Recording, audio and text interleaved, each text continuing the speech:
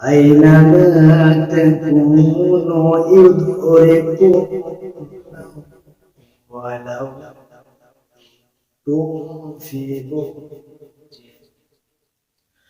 ولو كنتم في بروج مشيدة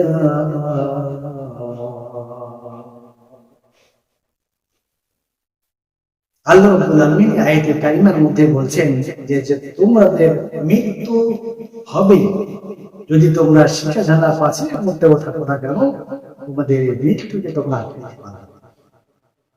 কিন্তু বনি ইসরায়েলের কিছু লোক ছিল, তারা মনে করত যে মৃত্যু আবার কি জিনিস, মৃত্যু হবে, মৃত্যু আছে, এটা তারা বিশ্বাস করত। কেন? তারা 700 বছর যাবত মানুষ যে মরে যায় এই মরাটাই তারা দেখে, অত্যন্ত শক্তিশালী হিসেবে তারা থাকতো যে 700 বছর হয়ে গেছে তাদের কারো মৃত্যু ঘটেনি। এমনটা অবস্থায় যখন হয় তারা মূর্তি পূজাতে লিপ্ত হয়ে যায়। মূর্তি পূজার মধ্যে যখন লিপ্ত হয়ে যায়, মহান আল্লাহ রাব্বুল আলামিন তাদেরকে হেদায়েতের পথে আনার জন্য আল্লাহ রাব্বুল আলামিন একজন নবীকে তাদের কাছে পাঠান। নাম ছিল হযরতে হানজালা আলাইহিস সালাতু ওয়াস সালাম। হযরতে হানজালা ছিল বনি ইসরাঈলের মুক্তকারী মানুষ। আল্লাহ রাব্বুল আলামিন বনি ইসরাঈলদের মধ্য থেকে হযরত হানজালাকে নবী হিসেবে মনোনীত করলেন। মনোনীত করার পরে আল্লাহ রাব্বুল আলামিন হযরতে হানজালা আলাইহিস সালামকে বললেন, হানজালা যাও, আজকে থেকে তোমার দায়িত্ব হলো তুমি আমার একাত্মবাদ, আমার গুরুত্ব ঘোষণা করবা, এটা তুমি প্রচার করবা আল্লাহ রাব্বুল আলামিন এক এবং অদ্বিতীয়। নবুয়ত পাওয়ার পরে হযরতে হানজালা আলাইহিস সালাম এর কাছে গিয়ে বলতেছে, ও আমার কওমের লোকেরা শোনো, মহান আল্লাহ রাব্বুল আলামিন আমাকে তোমাদের নবী হিসেবে মনোনীত করেছে, সুতরাং তোমরা আমাকে নবী হিসেবে মেনে নাও এবং আল্লাহকে আল্লাহ হিসেবে স্বীকার করো। যত রকমের মূর্তি পূজায় তোমরা লিপ্ত হয়ে যাও, সমস্ত প্রকার মূর্তি পূজা থেকে তোমরা দূরে সরে আসো। যদি তোমরা দূরে সরে না আসো তাহলে কঠিন থেকে কঠিনতর আযাব এসে তোমাদের উপরে পতিত হয়ে যাবে।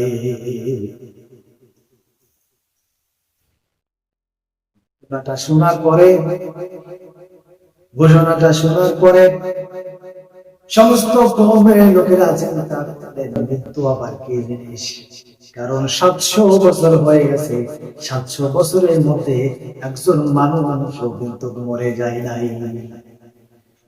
ওই সময়ের ঘটনা বলতেছিলাম, যে সময়টা বনি ইসরাঈলের মধ্যে মানুষেরা 700 বছর পর্যন্ত জীবিত ছিল, একটা মানুষও 700 বছরের মধ্যে মরে যায় নাই। তারা চিন্তা করলেন, কেমন কথা, তুমি কোন সে আল্লাহর কথা বলতেছো?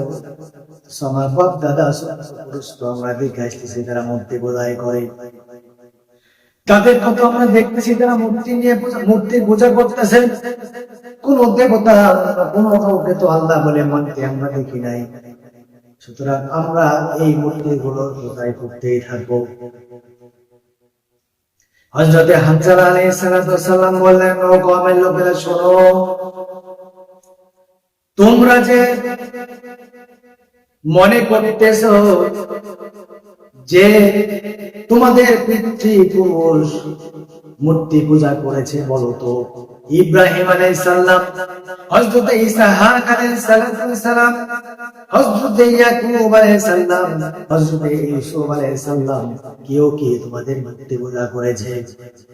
তোমার যারা পূর্বপুরুষ ছিল ইব্রাহিম, ইসহাক, ইয়াকুব, ইউসুফ আলাইহিস সালাম, ওরা তো কেউ মূর্তি পূজা করে নাই, সুতরাং তোমরা কেন মূর্তি নামক এই একটা নিজের হাতে তৈরি করা পুতুলের পূজা করতেছো? তোমরা বলো, এই সমস্ত মূর্তি পূজা গুলো বাদ দিয়া দাও, যে একাত্মবাদী আল্লাহ রাব্বুল আলামিনের কাছে তোমরা সিজদায় পড়ে যাও। এই কথাটা যখন হযরত হানজালা আলাইহিস সালাম বললেন, কওমের লোকেরা বলছে, হানজালা কি কথা বলছো? আমাদের বাপ দাদা সুরকে আমরা এই মূর্তি পূজাই করতে দেখেছি, সুতরাং আমরা মূর্তি পূজা ছাড়তে পারবো না। হযরত হানজালা আলাইহিস সালাম বললেন, ও সব কওমের লোকেরা শোনো, তোমরা যদি মূর্তি পূজাটা যদি ছেড়ে না দাও, তাহলে তোমাদের উপর আযাব আসবে এবং তোমরা মৃত্যুর মুখে পতিত হয়ে যাবা। কথা শুনে সমস্ত লোকেরা বলল, তুমি খুব বিরক্তিকর মানুষ। সমস্ত কওমের লোকেরা চিন্তা করলেন, যেহেতু এই হানজালা সর্বক্ষণ সকাল নাই, দুপুর নাই, রাত্রি নাই, সব সময় আমাদের এই সকল কথা বলতেই থাকে, এইটা মেনে নেওয়া যাবে না। সমস্ত কওমের মানুষেরা চিন্তার মধ্যে পড়ে গেলেন, চিন্তা করে গবেষণা করে স্থির করলেন যে হযরত হানজালা আলাইহিস সালাতু ওয়াস সালামকে আর বাঁচিয়ে রাখা যাবে না। হানজালাকে বাঁচিয়ে রাখা যাবে না, তাকে মেরে ফেলতে হবে।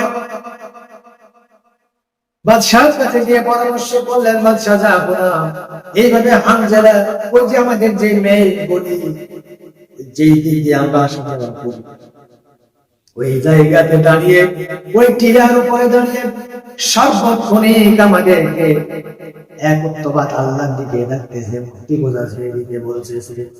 সুতরাং কি করা যায় বলেন? ওই বাদশা বলতেছে, একটা কাজ করো, তোমরা ওই হানজালাকে তোমরা পৃথিবী থেকে সরিয়ে দাও, মেরে ফেলো, হানজালাকে মেরে ফেলো, তাহলে আর কেউ কিছু বলার থাকবে না, সমস্যার সমাধান হয়ে যাবে। এই দিকে যে হয়তো 700 বছর ধরে কেউ মরে নাই, তাদের মধ্যে একটা দাম্ভিকতা ভাব এসে গেছে। তারা মনে করত যে তারা মরবে না, কোনো সময় মরা তাদের জন্য সম্ভবপর হবে না। তাই তারা কি করলো, হযরত হানজালা আলাইহিস সালামকে মারবে এইরকম ভাবে পরামর্শ শুরু করে দিলেন। হযরত হানজালা আলাইহিস সালাম বিষয়টা বুঝতে পারলেন। সকাল যখন হলো, হযরত হানজালা আলাইহিস সালাম আল্লাহর কাছে প্রার্থনা করা শুরু করলেন। আল্লাহ রাব্বুল আলামিন কে বলেন, আল্লাহ রাব্বুল আলামিন, আমার কওমের মানুষগুলো তো বুঝতেছে না, সুতরাং ছোট্ট একটা নমুনা দেখাও, যে নমুনা দেখে তারা মনে করে যে মৃত্যু নামক জিনিস আছে, তারা কেন মৃত্যু নামক জিনিস আছে, তাহলে তারা ওই মূর্তি পূজা থেকে ফিরে আসবে। আল্লাহ রাব্বুল আলামিন হযরত হানজালা আলাইহিস সালামের দোয়াটা কবুল করে নিলেন। সকালে দোয়া করা হলো, দুপুর যখন হয়ে গেল, হঠাৎ করে একটা গজব তাদের উপরে এসে গেল। গজবটা হলো, হঠাৎ করে স্ট্রোক করে মানুষগুলো মরে যাচ্ছিল। কোন কথা নাই, দাঁড়িয়ে থাকবে, কেউ দাঁড়িয়ে আছে পড়ে মরে যাচ্ছে, কেউ শুয়ে আছে মরে যাচ্ছে, হেঁটে যাচ্ছে পড়ে মরে যাচ্ছে। এই অবস্থা যখন ঘটে গেল, কওমের মানুষেরা বাদশার কাছে চলে গেল। বাদশার কাছে গিয়ে বলতেছে, ও জাহাপনা শোনে, 700 বছর হয়ে গেল, 700 বছরের মধ্যে আমরা একটা মানুষও তো মরে যেতে দেখি নাই, কিন্তু আজকে দেখতেছি আমাদের কওমের মধ্য থেকে অনেকগুলো মানুষ তারা মরে গেছে। বেকুব বাদশা বলতেছে, না না না, এটা হতেই পারে না, কারণ 700 বছর হয়ে গেছে, 700 বছরের মধ্যে একজন মানুষকেও মরতে আমরা শুনি নাই, সুতরাং এটা হতে পারে না। যেহেতু হানজালা সকাল বেলা ডাকে, দুপুর বেলা ডাকে, রাত্রি বেলাতে ডাকে, সমস্ত রাত দিন ভরে শুধু ইসলামের দাওয়াত দিয়ে যায়, সুতরাং আমার মনে হয় তাদের চেষ্টা হয়েছে, তারা বোধহয় ঘুমিয়ে গেছে। তারা বোধহয় ঘুমিয়ে গেছে, তাও তোমরা তার কানের কাছে গিয়ে জোরে জোরে চিৎকার করে ডাকো। কওমের মানুষেরা যারা মরে গেছে তাদের কাছে উপস্থিত হয়ে গেল। উপস্থিত হওয়ার পর কওমের লোকদেরকে ডাকা শুরু করলো যারা মরে গেছে। কিন্তু লক্ষ্য করে তারা দেখলেন না না, তারা মরে গেছে, তারা জীবিত নাই, তারা কোনো লড়াচড়াও করে না। এমন অবস্থায় দেখার পরে কওমের মানুষেরা বাদশার কাছে চলে আসলেন।